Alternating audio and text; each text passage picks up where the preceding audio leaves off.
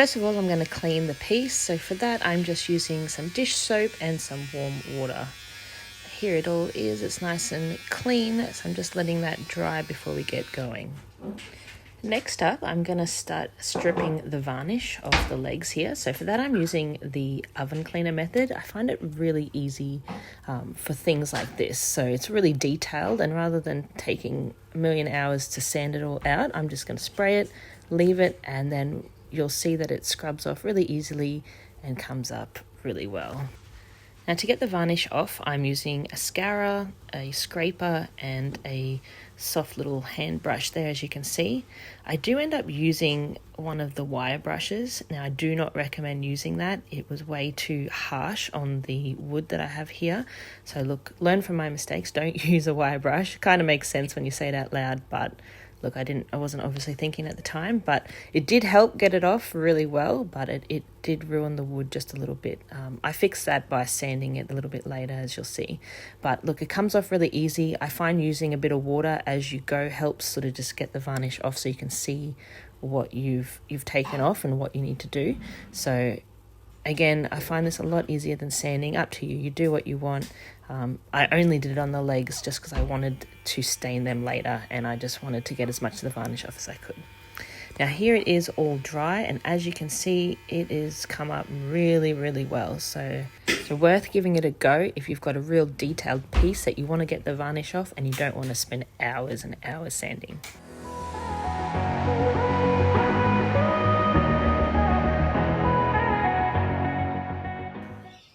Right, so I took the backing off, and this part here just slid right out the back, so that was really handy. So now it's going to be super easy for me to get in there, give it a sand, and even easier when it comes time to paint.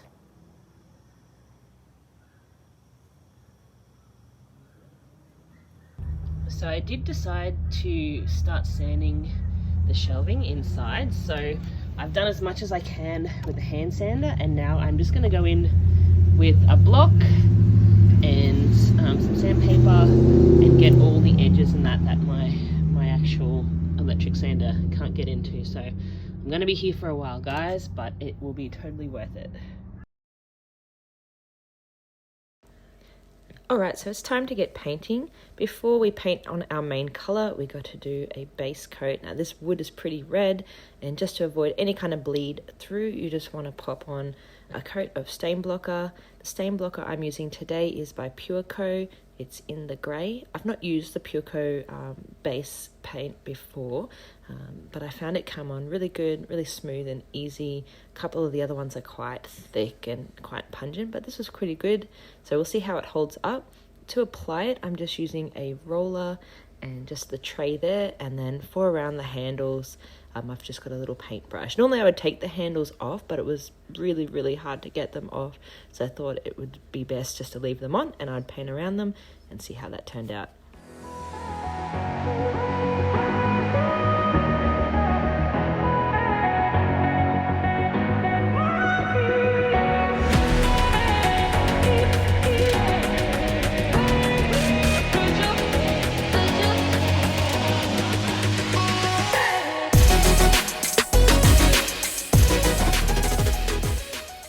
Right, so the base coat is all dry and we are ready for our main colour. So again, I'm using a paint from Pureco. The colour is Myrtle and it's from their Silk Finish paint range. And this is like low sheen and it has a built-in sealer in it. So you don't have to use any wax or top coat on it if you don't want to, because it's all there already built in. To apply it, I'm just using a roller and just the tray there to get into everything. Look, it come on really smooth, really quick and easy, so it was a great paint to work with.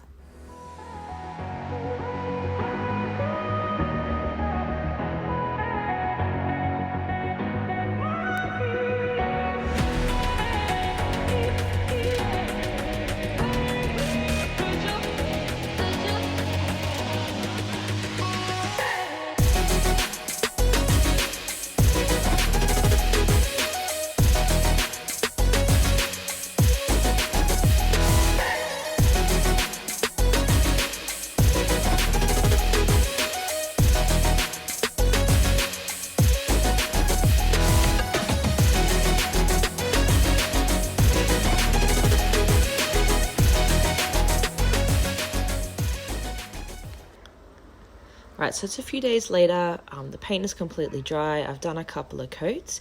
Next up, we're going to go in with some stain. So I'm still using pureco, and the color is the carob. Now, it's a really nice chocolatey color, and again, this has its own built-in sealer, so you don't need to go over the top of it once it is dry. I thought I'd leave this in here. If you pay attention, you can see that the stain, I've accidentally knocked it off the top, and it's fallen down, gone everywhere, and dripped down the front of the dresser. And look, I've only got a little bit of this stain left, like just enough to do the piece. So I was so annoyed at myself for doing that because I didn't have any more, and it takes a little while for me to get the product shipped to where I live, so I didn't really want to have to wait. So I quickly called my partner, who was actually in the garage next door working on his truck, to come and scoop it all out for me. I had a container resting underneath, getting all the drips, and I was able to save most of it and have just enough to be able to stain the areas that I needed to stain. So thankfully, the paint, as I said, the green paint has its own built-in sealer, so the stain didn't actually soak in. It just kind of dripped right off, so lifesaver. But this kind of stuff happens all the time. So, I mean, normally I delete it, but I thought it would be funny for you guys. But so enjoy. Mistakes happen.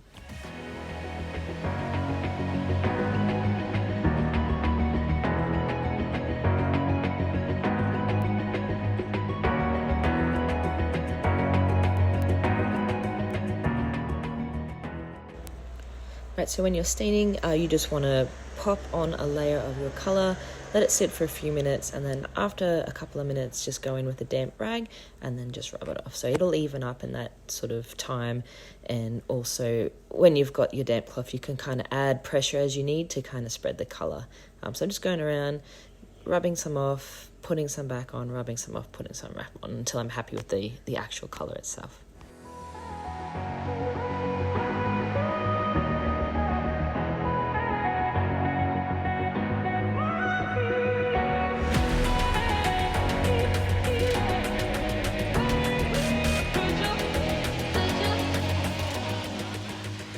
Alright, so next up I'm going to add some wax to the piece to give it a bit of an aged look. So I've just sort of done a little bit of practice. I've added some gilding wax to the hardware and then just put a little bit of it on the edges. I've also played with a bit of black wax. So I've just had a little bit of a muck around, and look, I don't mind how it's coming up. So I'm just going to continue with that, and I'll film and you can follow along as I do so. So on the left here I've got the metallic gilding polish, which is the chocolate bronze. So that's what you can see there. It's on the handles, and I've brushed that onto the corners as well. And this one here is black wax. It's the Feast Watson's hard wax. Now this I got from Bunnings, so you can get it from any Bunnings store, easily available. This one here I had to buy online, but available in Australia as well. So I'm just gonna set up my camera and you can see how we slowly age this piece.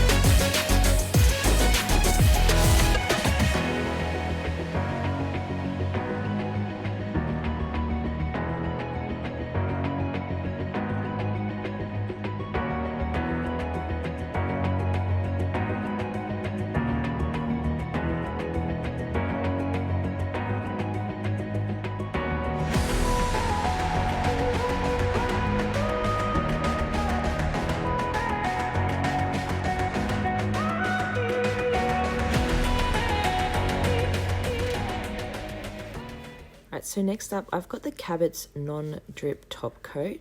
I've never actually bought this one before, but I thought I'd just give it a crack. I normally use the Cabot's Clear water base, and it is my go-to. I found this one to be quite a lot thicker than the regular one that I use, so that was the main difference. So it was just a little bit more time consuming to apply, but it did dry nice and clear and nice and hard.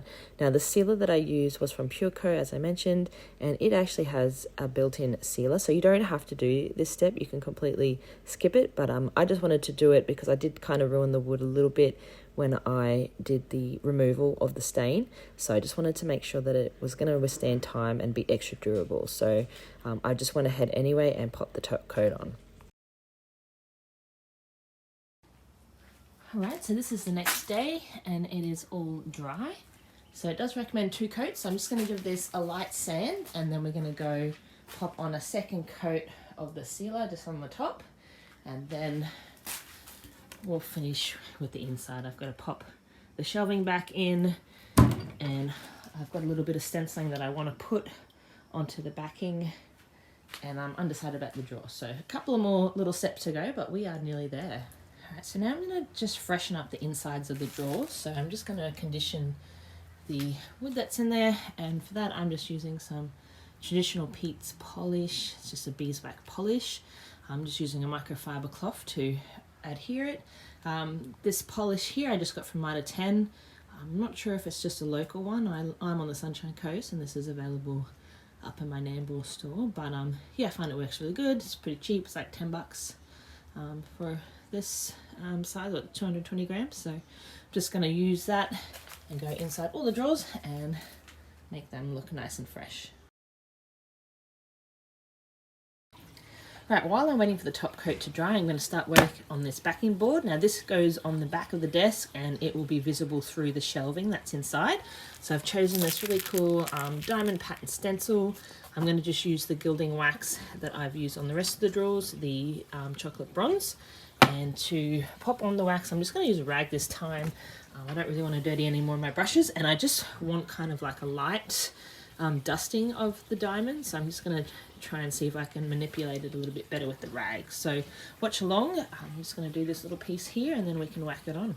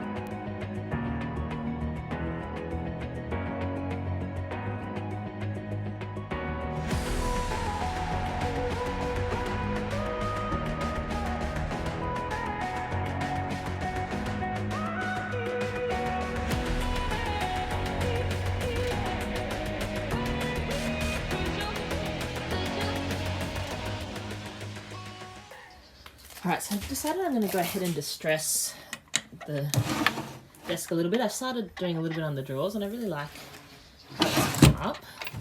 This gives it that extra old kind of look. So I'm just going to go around the edges of the drawers here, just where I've kind of highlighted a little bit. For that I'm just using a 120 grit, my mouse sander, and we'll see how she comes up.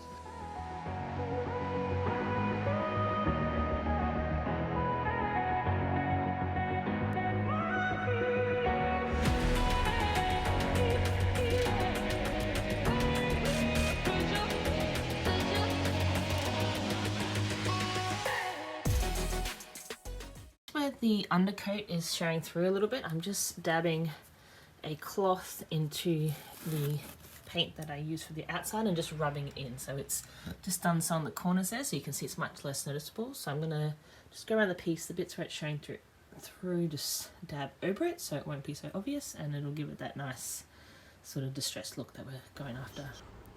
Alright, so here is the finished product. It's all dry and complete, and I'm really happy with how this one turned out. If you enjoyed my video, please like and share, and pop a hello in the comments. Thanks for watching, everyone.